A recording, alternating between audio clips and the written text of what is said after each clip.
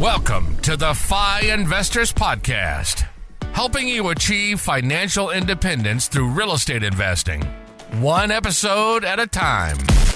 We talk about personal finance, mindset, and real estate investing. Whether you're a rookie or looking to scale your portfolio, we're here to provide you with the tactics and actionable steps to achieve your goals. Here are your hosts, Diego Corzo and Ward Mahoney. All right, so today we have David Pere on the FI Investor Podcast. I'm here with Ward and David. How are you guys doing? Hey, what's up, Diego? What up? I'm doing great. Thanks for having me. Doing great. And you are here in Austin, Texas. So I am. Very thankful that you were able to make the trip just for this podcast. That's right? it. I drove all the way down just for this. Oh, man. Well, thank you for coming down, Dave. We appreciate it. Yes. So, David, we are super excited to have you share your story and, of course, see how you've been impacting the lives of many people with your brand, with your story as an investor, and also for everything that you've done for the U.S. as being part of the Army, of the force, and everything. So thank you very much for that. We really appreciate everything. Yeah, absolutely. I thank you very much. And I am going to go on record and say it was the Marine Corps because the Marine Corps. If I don't correct you, somebody who's in the Marine Corps knows me might hunt you down. So no, I'm just kidding. Perfect. Well, thank you very much, and thank you for your service as always. Yeah. Cool. Well, David, if you can, please take us back a bit of just tell us a bit of your story and where you are today, a little bit of your story, and then we'll take it from there. Yeah, I'll keep it short just because I know, a lot of your listeners have probably bumped into, we've cross-pollinated a decent amount, right? So the long short is grew up homeschooled in Little Rock, wanted to get out of Arkansas, didn't really have money for school, didn't really know what to study. So the military is a great way to leave the state and country and not have to pay for it. And then also get money for school. And so I was like, I'm going to join the Marine Corps. And I got all my travel and adventure, traveled the world, all the cool stuff. 8 years later, I'm like, I'm working a ton of hours and I don't really have any money because I blew it on cars and tattoos and alcohol and taking chicks on dates and whatever. Mm-hmm. I should probably figure this out. And someone handed me the book Rich Dad Poor Dad, got into reading about real estate, bought a duplex, lived in one half, rented the other half. All your audience knows about house hacking. We all love it. I've done 3 house hacks now. Cool. And, once I moved out of that house and rented the site I'd been living in and started getting paid, it was like total proof of concept. So I went even more all in. Next property was a 10 unit and just more and more and more and more and more. And it was probably 5.5 years after I bought that first house that I was able to walk out of the military and not have to take a job. I wouldn't say I was like 100% financially free at that exact moment. Mm-hmm. But I haven't had to take a job yet. So, yeah. At this point I would feel pretty confident saying I am. Yeah. Yeah. No, that's awesome. What was, so what does your portfolio look like now? Then I'm going to ask you a few things from the back. Yeah. It's kind of all over the place. It's, and I don't even actually know without looking at my spreadsheet because I've been selling off random things, but I've got a 28 pad RV park that has a single family 3-2, and then we took one of the there was a shop that we turned into a 2-1, so it's got a standalone 2-1, 3-2, and a 28 pad RV on that, and then we've got a 40 unit hotel, which we're actually trying to sell. Hotels are a little bit more management intensive than the rest of the stuff that we own. Hospitality is always a little bit tougher than regular stuff. Yeah, we bit off a little more than we thought we were biting off with that. But we got a good deal, and it's kind of a crazy story because it was a single direct mail piece that landed that hotel, 2 apartments, a 23 and a 15 unit, and a single family house. And the house is what the letter was sent to. And we got all 79 doors for $2.132 mil purchase. And anyway, so wow. Yeah, it was kind of a crazy deal. So we got that, and then sold my 10 unit and just a bunch of random 1 to 4 units. I think I still got 10 or 11. We just sold a duplex. Yeah, I think it's 11 houses left, and 2 of those are duplexes and a fourplex and a tri, and the rest are singles. So Cool. whatever that math Yeah. would add up to if I took the time. So how old were you when you read Rich Dad Poor Dad? 25, 25. And you are how old now? 33. So 33. So in about 8 years of you reading the book, and that's the book that changed my life as well. When I read it when I was 20 years old, and I knew that I wanted to build wealth in real estate by making my money work for me, right? So then through that journey, from the moment that you read that book, right, when you first started getting that education and everything, how long until you bought your first duplex to house hack? You know, I really wish that I knew the exact date I read that book. Unfortunately, so someone handed me the book. It's kind of funny because they were trying to get me into Amway, actually, and they succeeded. And I lasted about 6 weeks before realizing, like, well, this ain't it. Mm-hmm. And I actually still have like the original like packet, and like none of it's even opened really. Anyway, they handed me the book, and I was like, dude, I don't read. Like, this is just, that's not me. And he's like, well, you drive a lot as a recruiter. Here's the CD. Listen to it. And I was like, called my bluff. Like, now I have to listen to it. And so I did. But because it was the CD and not Audible, there's no date stamp for the first time I listened to it, which has always frustrated me because I wish I knew. Yeah. Because it was actually like a really short time fuse. Like, That's awesome. I think it was like August, September that I listened to that book. It might have been a little earlier, but I think it was August, September. And I closed December 28th. And so it was like, read Rich Dad, Poor Dad, read, the tax strategies book, like 3 or 4 of the like, purple library books. Yeah. And then what I was doing is when I didn't understand a word or a term or like something they were talking about in the book, I would just pull up Google and I'd be like, what is 1031 exchange? What is, whatever. And what happened was that over and over, Bigger Pockets would pop up on Google as the answer. Like, there's an article, there's a thing, right? Because Bigger Pockets dominates the SEO. And so I'm like, oh, what is this thing? And then that led me into the book on rental property investing by Brandon and the book on no and low money down, or buying properties with no and low money down. And that was like, whoa, FHA loans, whatever. Wow, creative financing. Ooh, this is cool. And between those 2 books, that was like the hook, right? And so then I was like, that's it. We're going all in. Buying a duplex, which, yeah. So it was maybe 4 months. I mean, it was pretty short, flash to bang. And my only real regret with that whole process is, and we'll talk about this, is twofold. Really, one is that the lender that I went with, and I'll call them out, Bank of Little Rock Mortgage, that advertised on the radio as a VA, we help service members and vets with their VA loan. The lender that I used was like, don't use your VA loan on this. You can only use it one time, and this property is not very expensive. Save it. Oh, man. Yeah. Wrong. And yeah, so, So you use an FHA loan I used to an buy. FHA, Okay. which isn't the end of the world, right? It was a $79,900 duplex. So Okay. like, Oh, wow. Super cheap. yeah, super cheap. It was only like a 30, I think I was all in, including the LVP that I put into my side and paint. I was less than $4,000 all into that house. Wow. Yeah. That's great. So still not bad, but it cost me $81 a month in PMI that it wouldn't have cost me Got with the VA. And how much were you able to rent out each side? Well, one of the sides while you were living there. Yeah, the one side when I was living there was rented for $425 when I bought it. And then or $475 when I bought it. And when I got a new tenant in there was $525. And then when I moved out, the side I was living in, we rented for $550. So it was at like $1,075 when I moved out.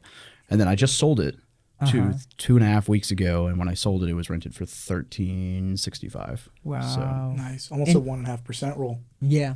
And what was the mortgage, the PITI with?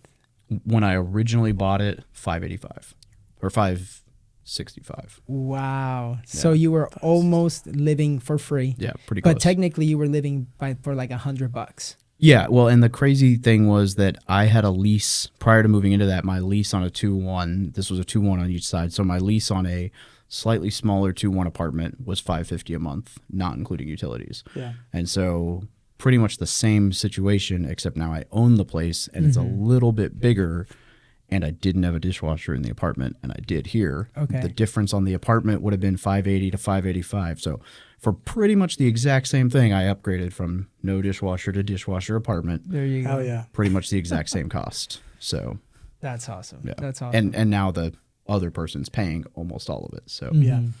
yeah, That's awesome. It's pretty sweet. Wow. So for anybody here in the audience that doesn't know what house hacking is where you buy a property like a duplex, triplex, or quadplex. You live on one side, rent out the others, or you can buy a single family home, live in one of the bedrooms, and you rent out the others. The great part about that is that the tenants basically pay for most, if not all, of your mortgage, and then you are reducing your living expenses, which for anybody that wants to achieve a level of financial independence, erasing or basically paying as little as possible on your living expenses helps you, and it goes a long way. Yeah. Oh, and I didn't even mention thing 2 that I messed up when buying that. I said the VA thing. Thing 2 was I should have gone bigger. I was scared, not scared, but I was like, I think this is going to work, but what if it doesn't? So I was like, yeah, this duplex seems like it'll work. It's great. Yes. But it was like a cheap duplex on like the side of town. It was like a B minus class duplex. Not a bad property. Yeah. Not a bad buy. Turned out great. No complaints. I should have bought an A class fourplex with that FHA loan. What makes you say that? Well, how often do you get to go such a low down payment, fixed rate for 30 years? There you go. And over the last, hindsight's 2020, but over 7 years, 8 years of holding onto a property, even if the market had gone down over 8 years, normally you're going to come out on top, even if there'd been a downturn in there somewhere. And so just, three tenants paying you is better than one, and 4 people paying you once you move out is better than 2. And the 200,000 rather than 100,000 appreciating over time on the bank's dollar wins. The appreciation, And yeah. Absolutely. Yeah, especially if you're using other people's money to be able to make it happen, right? You're using the bank's money to be able to grow that net worth and that appreciation. So then you mentioned that, so what happens next? You bought that property. Did you buy a second duplex or did you go straight into the 10 unit like you mentioned? Well, we bought 5 acres, but that was, I don't really consider that to be an investment. That was more of a can we make this work? Because we owned a house, my wife's primary, we got married after I bought the duplex. Her primary, the guy behind her had 10 acres, and we always told him hey, if you ever move, we want the 5 in the middle. We want you to split your lot, because it was 2 separate lots. And he's like, I'm never going to move. A year later, he got, a job offer and took it. So we're like, we want that. And so, not necessarily an investment, but we have some cows. And so we were like, hey, if we take our 5 cows and make them 10, then the cows will pay for this other 5. And so I always joke about cattle financing. It's not really a thing, but selling the cows has managed to pay for that back 5. So while it wasn't necessarily an investment, it's pretty much been a break even to own the back 5. So that was technically the second investment. And, not an investment, but we bought it for 40 and it's worth 75 now. So whatever. That's pretty good. Doesn't cash flow, but hey, and then the actual next investment was, it was a 10 unit. And Nice. that was kind of by accident. I was mailing duplexes. I was in Hawaii. I was handwriting because I hated my life, I guess. Yellow legal pads. I remember I was on 24-hour. We have this thing called duty in the military, which is basically imagine if you just hated yourself and you were like, I think what would be fun today is if I sat at the desk and I sat there for 24 hours and I said, I'm not going to watch TV. I'm not going to use my phone. And I'm going to wear this armband and carry a pistol and be really angry. And my only thing I'm going to do today is answer the phone if someone calls. And if someone gets the DUI, I'll go bail them out of jail. and I'm basically phone watch in case something goes wrong with the unit. It's pretty much what duty is. You just like make sure that someone has to do it all the time, and you're basically like the guy who makes sure nothing goes wrong. Got it. Yeah, Gotcha. it's terrible. Nobody enjoys it, and you always somehow seem to have duty on like your birthday or like the 4th of July or Christmas is like the running joke. They're like, "Oh, dude, you're leaving the unit. You're going to a new unit." Christmas. Oh man. So anyway, but I had duty, and so I was like, well, I got this list of a bunch of homes I'm interested in. I just had a yellow legal pad. I wrote 118 letters by hand over 24 hours. Wow. And I was miserable. And then I sent them all out, and I was like, I'm never doing that again. And I got a couple phone calls. I was like, oh, maybe I'll do this worked. again. I never did it again. I bought them after that. But Smart. one of them, though, called me and was like, I don't want to sell you my 10 unit, or my duplex, but I have a 10 unit that I'd be interested in selling you. And I remember being like terrified about that answer. I'm like, whoa, I don't know if I'm ready for this. Like, I'm like, what do I tell this guy? Like, it's like, I can't, yeah. I guess sound like I know what I'm doing. Like, oh yeah, sure. What, can you send me the info? And, That's awesome. anyway, so it worked out though. I mean, he actually carried a second for 10%. And so I ended up putting only 5% down. I put $10,990.67 or something like that down. Wow. And How much was it? $212.5 by the time we were all done. It was $240, and then it was $225, and then with the inspections, we got it down to $212.5. Wow. And the bank like missed the memo that we dropped from $225 to $212.5, so they showed up with the 80% loan to value for the $225, and they were basically like, well, we can either go back to the drawing board and rework the paperwork and close next week, or you can just bring less to closing.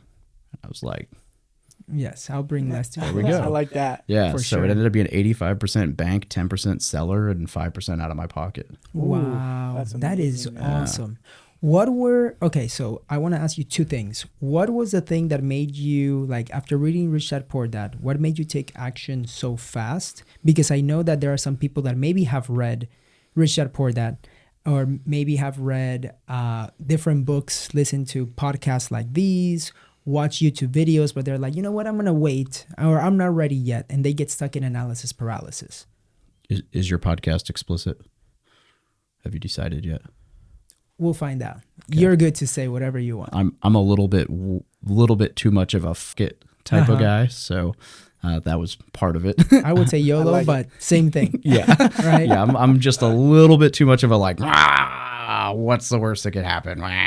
Yeah. Which, obviously there's a lot of worse that could happen, but Yeah. I kind of looked at like the pros and cons. It was like, and it just so happened that I probably would have waited at least a little bit longer, but my lease was up in December on that apartment. And so I was like, Okay. So it was like, I knew that I was going to be, I didn't know that I was going to be moving in 6 months, because that would be wrong. So I knew that, and that's actually true. So I was trying to become a career recruiter. So I was on recruiting duty, and I had tried to become a career recruiter because I was doing really well on recruiting duty. I liked it. My wife was out, or soon to be wife was out there, and I wanted to stay. But the problem is that to become a career recruiter, you have to be a staff sergeant, and I was only a sergeant. I hadn't been promoted, and I was supposed to be getting put up for meritorious promotion because I was like the staffing CIC of the year or whatever. This is kind of like, man, we'll try to keep this short because no one else is going to like understand all this speak unless you've got recruiters on the call. But I was not a high enough rank to be worthy of being selected as a professional recruiter for the Marine Corps. But I was too low of a rank to be the career recruiter designation. But yet I was the career recruiter billet, like staff and COIC of the year for the state that year. So I ran circles around everyone who was a career recruiter that year. But because they lost my package for the meritorious promotion to that rank, they were like, well, shoot, man, sorry, nothing we can do. You gotta leave. And so I was hoping that I was going to get to stay out there and extend, but I wasn't 100% sure. So I knew that was a chance. And so I was like, well, if I don't buy this house right now, when this lease is up, then if I don't get to extend, I'm going to get orders somewhere else. And I don't know if I'm going to be able to buy a house there. Yes, that's awesome. That you were able to pull that trigger to be able to do it. So, and I'm glad that it worked out because I got orders to Hawaii, and when I went there, like the VA loan still had a limit, and there was no way I would have been able to buy it in Kailua. Yeah. So it would have been too hard. Yeah. Oh yeah. We tried. And then what got you then? Because for some people too, because like the way that you did it is great because you read the book, bought a duplex, and then went into multifamily. And I know you shared a little bit of like you're like, all right, okay, I'm just gonna go for it. But what was your thought process of going from just a duplex into multifamily when there is like, at first, did you had any doubts? And also, what were the lessons that you learned after buying that 10 unit? Yeah, so I had all kinds of doubts. And luckily, people talk about mentors all the time, right? Mm-hmm. Yeah. And I actually have a kind of a weird view on mentorship because I never wanted to be that guy who was like, Ward, will you be my mentor? Mm-hmm. How can I add value to you? Yeah. Please be my mentor, please. Like I never wanted to be that guy. And so I've never done that, right? Unless I'm paying, like, will you coach me? But what I have done is I've built relationships, at least to a point where I feel comfortable that I can say, hey dude, you're the guy who's really good at funnels. Can you help me with this one thing? Or what do you think about this one question? Right. Yeah. But at the same time, like I fostered that relationship enough that like, I'm going to give back and whatever. So I've got people that I wouldn't necessarily call a mentor or my mentor, but are capable of mentoring in a specific niche. And it's just through fostering real relationships, right? Because that's the right way, I think, to do things is building relationships and not, being an asshole. An asshole. I like that. I haven't heard that. Oh, I think that's a Tim Rode thing originally. Yeah, I use it all the time. I love it. So luckily enough, I had a few different people that I could kind of bounce this 10 unit off. And I didn't ever want to be like, hey, here's sheets and sheets and sheets of numbers. Can you run this deal and tell me what you think? So I would just be like, okay, here's whatever you might want to see, but here's what I came up with. Do you see any major red flags with my numbers, like my outcome? And I was like, if 4 or 5 people who own a bunch of real estate look at this and none of them see anything major that I missed right off the bat, then I'm probably okay. And it just so happened, lucky enough, that one of those happened to be Brandon Turner because he was out in Oahu at a, hosting a networking thing around this time. So it's kind of small world. So how long ago was this then? 2017. Okay. Got it. Or might have even been 18 actually. No, 18 was the next time he came out. Yeah. Yeah. Early, if Brandon early Turner 17. says it's a good deal. Well, yeah, I don't know that he said that, but he didn't say ooh. So, good enough for me, right? So, I mean, the long story short, right? I asked a couple of people. None of them saw anything major that was wrong with it.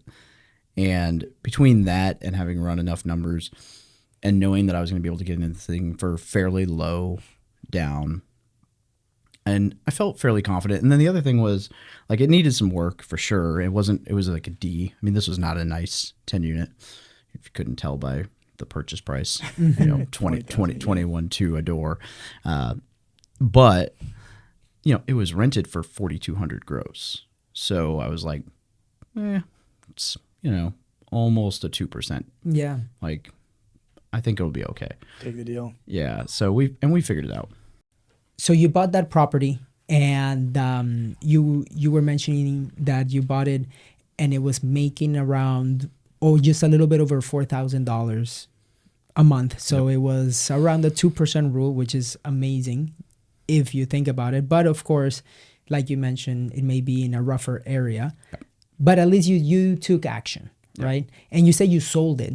So tell us a little bit. So you bought it. How much did you sell it for, and what did you do with the money? Did you do a 1031 exchange? What did you end up doing?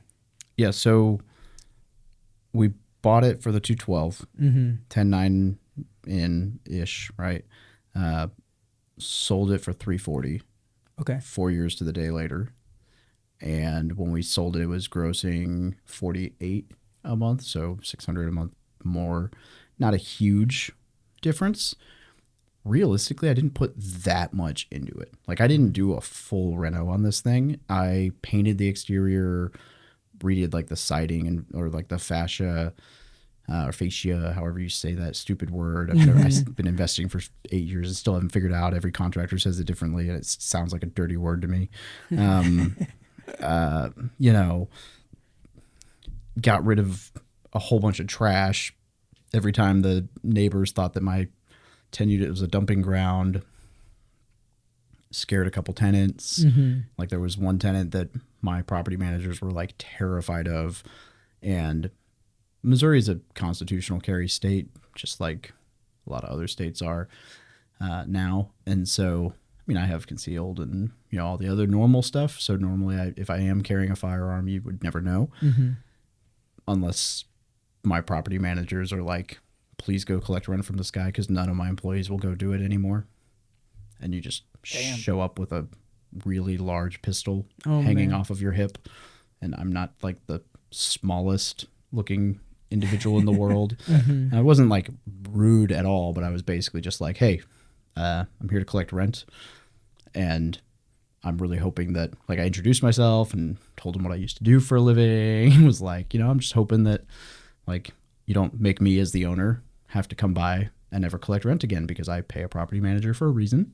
And I would like to think that you can be polite to them because, you know, I've never had another problem. Like, That's very good. funny because I'm like, I guess the message got across, but like, it's like the first time I've ever wandered around with, I have like this full size, like 45. Wow. And I'm like, I don't really feel comfortable carrying this around in public, but message received, I guess. So Yeah. my property manager was like, what did you do? I was like, I just talked to him. She's like, I don't want to know. It's like, Oh, man. whatever. So there were some definite things with that property that were like, a little sketchy. You know, it was one of the, it was a true case of like, when you don't have capital Yeah. and you know, don't have, you know, you have time and you have effort, like you buy crappy properties that you're okay with dealing with. And then as you start to get to where we are in life, not that we've made it per se, but it's like my time is more valuable and I don't want to put all the effort into showing up at properties, then it's time to cut ties. So that property was cash flowing. It wasn't a terrible property. It had its headaches, absolutely headaches, but it cash flowed. And I netted, you know, a 12 or 13x return in 4 years on it. And it cash flowed every year, not every month, but every year. And it was a great property. To answer your question though, I had refied about 2.5 years in. And when I refied, I pulled 70 or 80, 65 or 75 out, I guess. And I used that money as a large part of what I bought the hotel and 2 apartments with. And then when I actually sold it for that 340, I had thought about doing a 1031, but I just cashed it out and threw the money into some operation stuff within the business. Okay. That's awesome. Yeah, I like the whole 1031 thing, but it's funny because every time I sell a property, people are like, what are you 1031ing into? And the last 2 or 3 times I've sold a property, I'm like, nothing. And people are like, taxes. And I'm like, okay, 2 things. 1, cost segregation study. Don't have to 1031 to not pay taxes. Yep.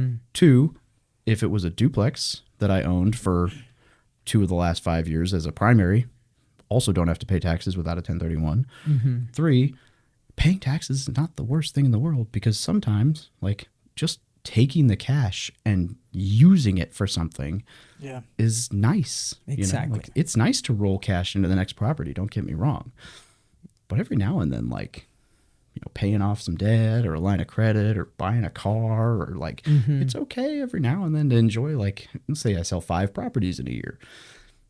Maybe I don't want to buy 5. Maybe I want to buy 4 and ball out, you know, like With one of Yeah. them. Yeah. Yeah, No, for absolutely. sure. there's nothing wrong with paying a little taxes and enjoying the fruits of some of that labor. Yeah. So No, and so for the audience here too, a cost segregation is when you buy a property and you do a cost segregation study, and you basically take the depreciation, the bonus depreciation up front in like from instead of depreciating the property if it's residential 27 and a half years, you would just depreciate the property in like 1 to 5 years, but you take most of it in year 1. This way you don't pay taxes on the first year as much, right? And then the 1031 exchange, just to explain it, is where you buy, if you sell a property, the proceeds, you would potentially have to pay taxes on that. So you have 45 days to identify a list of some properties, and then around 180 days to close on that property. And it has to be like kind. Yep. So there's going to be a lot more information on that in the future, but that's what it is. And I got one question here for you too, because I know a lot of our audience members, especially right now, are kind of residential and they're aware of commercial.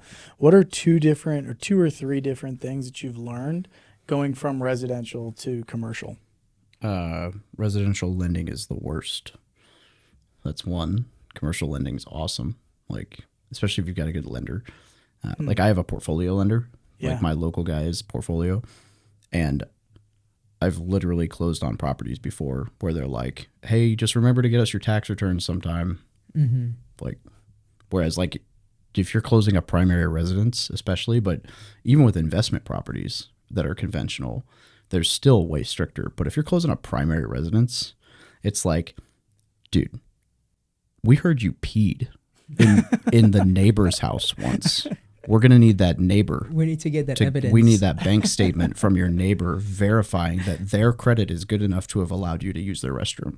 Yeah, like, exactly. It's stupid. I mean, you do need to provide a lot of different documents to be able to do that. Now, the on the residential side, they look more at your income, like your personal income, your personal taxes, your debt to income ratio, all of that stuff.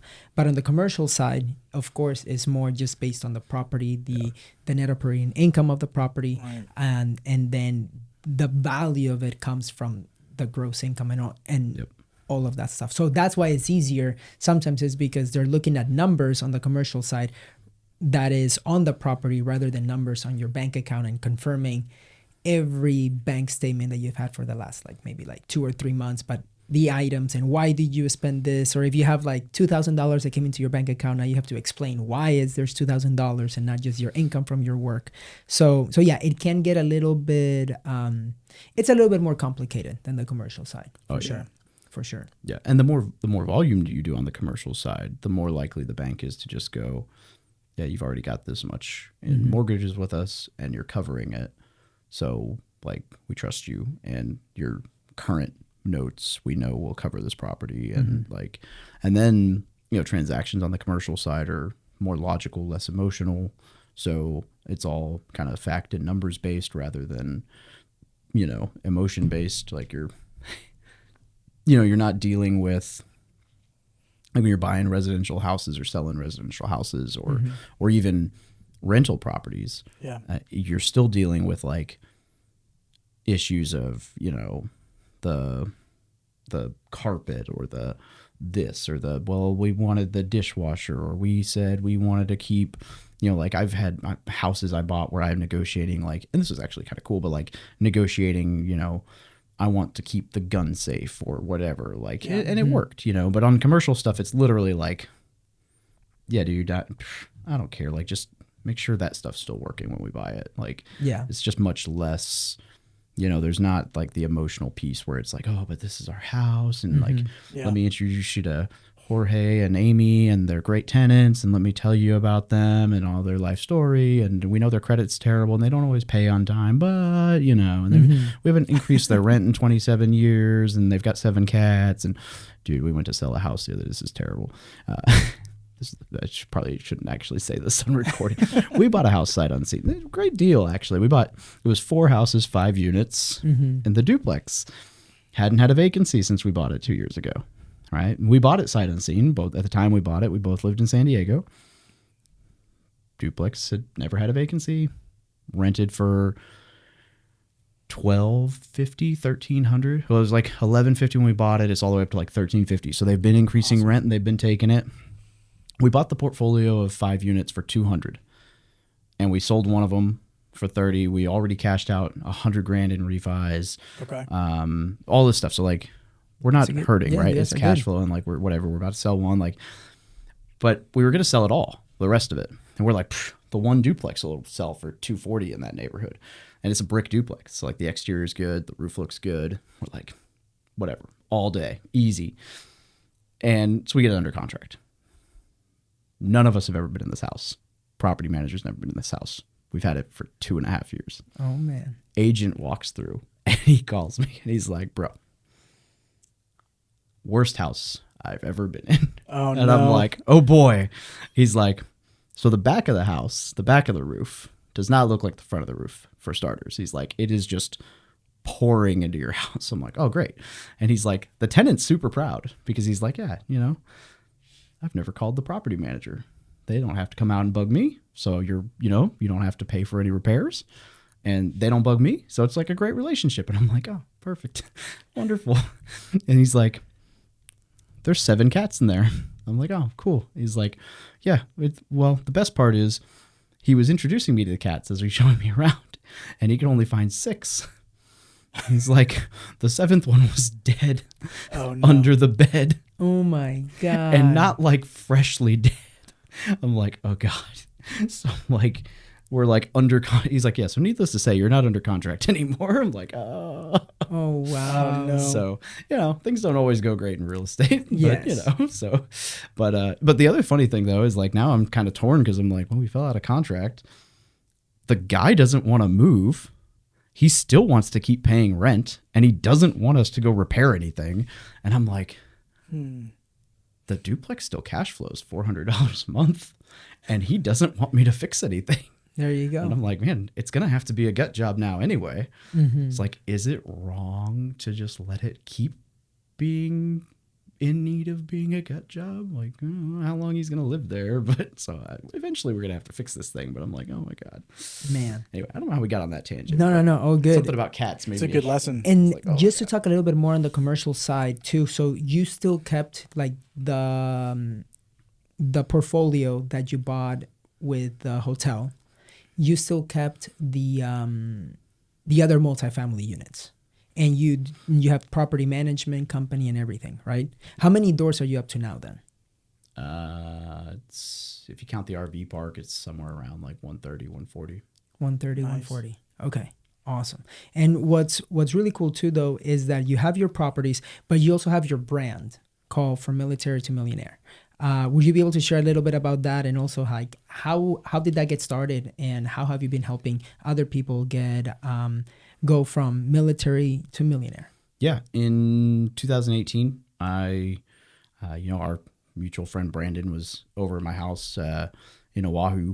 They were over for dinner. We were hanging out, and I asked him, I was like, dude, I want to write a book sometime, and not about real estate, just like about my time in Afghanistan, because all these SEALs write books. And I was like, but what about like the normal dude? I was like, I have a journal, like a diary, and a mission log, and I have all these stupid like funny stories of like the stuff we did. Like we did some cool stuff, but like nothing like that. And I'm like a truck driver, but I was like the lead Vic on deployments. So I'm like, we have some cool stories, but it's like, it'd be cool to do like what's the normal guy do on deployment? And his answer was that I should start a blog and just learn to write. And, maybe I'd get a little bit of a voice out there. Yeah. I'm like, oh, that's cool. What should I write about? I don't know what would I blog about? I don't know. He's like, I don't know, man, you're doing real estate. Just like document your journey as a military dude buying real estate. Okay, that sounds cool. And so I kind of just started that. I didn't even come up with the name. One of my friends came up with the name Military Millionaire, and then that website was already bought. So we were like, From Military to Millionaire. That's about the journey. Cool. And it just started as documenting the journey. And then over time, it was like people would ask questions, and I would go and do research and try to answer their question in a blog post. And then that just slowly it just kind of slowly morphed over like the first year or two from like purely documenting what I was learning to answering some people's questions to becoming kind of a voice to like, oh shit, I need to like actually take this seriously because people are like looking up to my platform. And then in like 2020, it was like the Facebook group just kind of started to whoop, and I was like, oh God. And then that was kind of when I was like, oh, I should take this seriously. And then 21 and 22, I was like, yeah, oh man. And yeah, then, now it's I met you at FinCon Yep. back in 2019, DC, right? right? In DC. Yeah, I met you at FinCon, and that's all about like helping you continue to build your brand and masterminding on how to improve it, but also talking about like masterminds, blogs, podcasts, all about that stuff. Yes, so that was a lot of fun there. And so then what are you seeing, like what are the goals with your brand now, and like where do you see yourself going in the education space? Yeah, those are all the questions I'm trying to find out the answers to. My biggest thing right now is just working on, we both have a mastermind group, and that's been the most fulfilling thing that I've worked on recently. And so I'm really just thinking that's where I need to kind of focus on. I've got a lot of things that I work on, a lot of things that I'm messing with. And the more that I dabble on various things, the more I'm like, and the masterminds are really kind of where I feel is like the it. Yeah. It's the most fulfilling and the most rewarding. And it's the thing that people come back to me and say, like, this is awesome, dude, like, blah, blah, blah. And so I want to go much more all in on that, and probably my podcast. And then, there's a couple different other like avenues that I dabble in here and there, but I don't know. And then it's kind of weird because like in the real estate journey, I've really slowed down. I had a wholesaling company that I sold it because it was just way too active. We did 16 deals, or we did like 20, I don't know. Over the last like 2.5 years, we did like 50 deals wholesaling. And then Nice.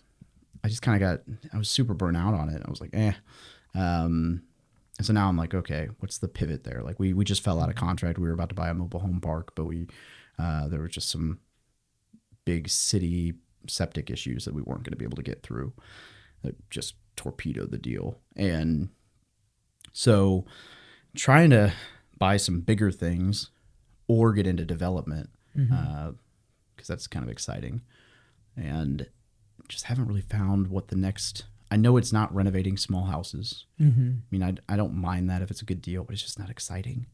And I know it's not being the operator of the deals. So trying to find the next real estate thing, but on the brand side, I think it's really just focusing in on the content and the mastermind. That's awesome. Because we were talking at lunch, you've broken officially 200 members, right, at this point? Just over 210, yeah. That's awesome, man. Congratulations. That's exciting. That is awesome. Yes. Congrats on that. Thanks. So then what would you tell somebody, for example, that's looking to get started, they want to use their VA loan? Can you just share a little bit of like why the VA loan is so good to get started investing in real estate? And tell me if I'm wrong, but I feel like the VA loan too is also a great idea to be able to, like, let's say that you're deployed somewhere, right? You can still buy there. Then you, like with you went to San Diego. Maybe you could have bought a home in San Diego, and then you go to Oahu. Then you can buy a house there too, and so forth. But what are the benefits for somebody to be able to get started in real estate with a VA loan? Yeah, I mean, right now, right, like we talked about last night, currently everyone's freaking out about this whole, they're making it so political. And they're like, Biden's trying to torpedo the market by raising rates on people with good credit, which is totally not how that's actually working, because it's not even him. It's Fannie and Freddie are increasing the fees on the most common buyer in order to bolster their reserves going into recession, which honestly makes sense, because like they need to bolster their reserves for a recession.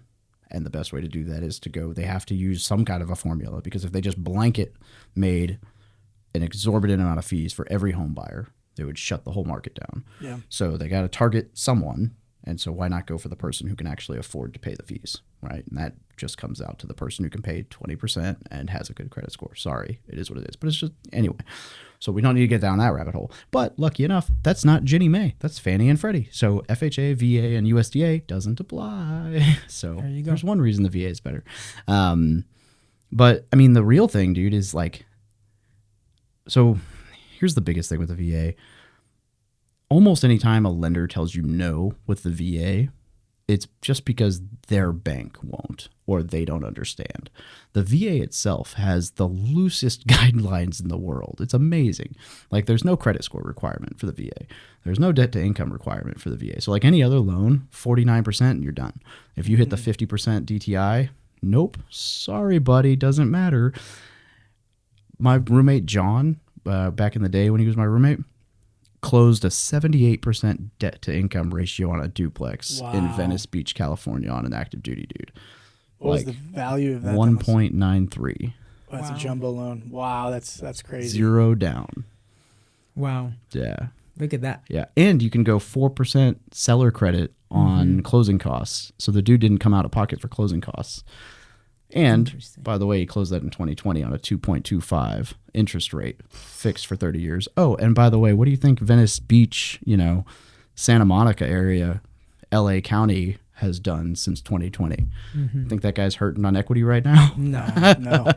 He's doing Yeah, pretty that dude's well. up over $500,000. I was talking to him the other day. He's an agent now, and he's like, "Yeah, man, I'm pretty much living for free in a house where I've got over $500,000 in equity." I'm like, Wow. "Yeah, all you have to do is make your mortgage for the next 30 years, and you're going to be worth like $5 million bucks, That's amazing. if not more." That's amazing. So one question about the VA loan. Can you reuse it? Can you refinance into another loan and then reuse your VA? Yeah. So and you don't even have to do that, depending on remaining entitlement. So I have our buddy Naaman has Naaman Taylor. Yeah, at one point had 4 VA loans out at the same time. Wow. So as long as you don't tap your maximum entitlement, you can have multiple out at the same time. Okay. Once you've capped your entitlement for that county, depending on what county you're in at the time that you're buying, because the first purchase, no limit.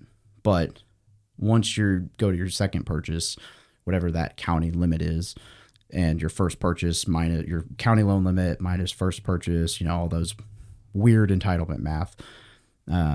Once you cap that, then you would either have to refi or sell out of the first one and do a one-time restoration of benefit, and then you could go again. We were just talking about this at dinner too.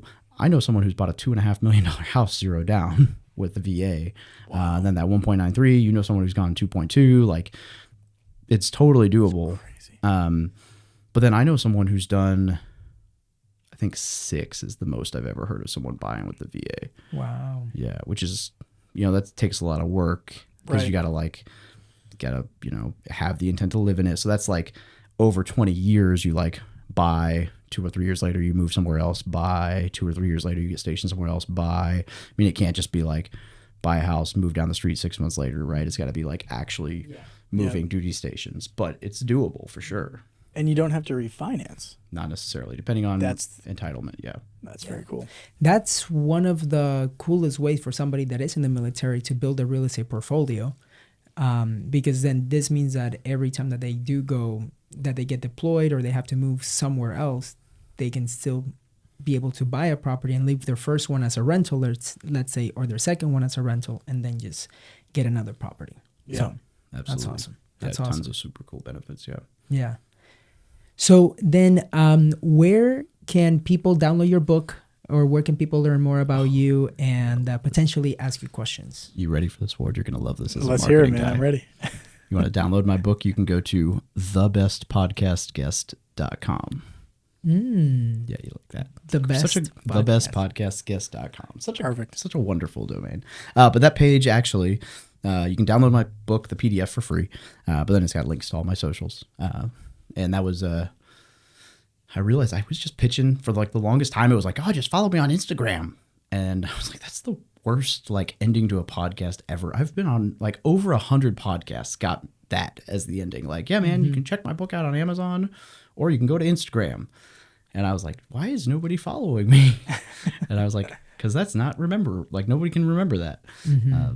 So yeah, thebestpodcastguest.com. You can download my book for free. You can download it and send it to a friend. I don't care. And then you can add me on all the socials there. You can join the Facebook group, which really, if we're being honest, is the most valuable piece of the community, bar none, except for the actual mastermind, is the free Facebook group, because there's almost 60,000 people in there, and it's just a community of people asking questions, and it's totally free. So That's awesome. Hell yeah. yeah. That's awesome. That's awesome. Well, thank you, David, for being here, for sharing a bit of your story, how you've grown your portfolio, and also sharing us a little bit more about the VA loan, because I know that there's going to be a lot of people that are going to take this value and take action, which is the goal. Yeah. Thanks for having me, guys. Awesome. Good Thanks, times. David. Thanks for coming on. Of course. Thank you for listening to the FI Investors Podcast. Make sure you subscribe so you don't miss any future episodes. And share this with a fellow real estate investor who you think would find value in what we do. Until next time.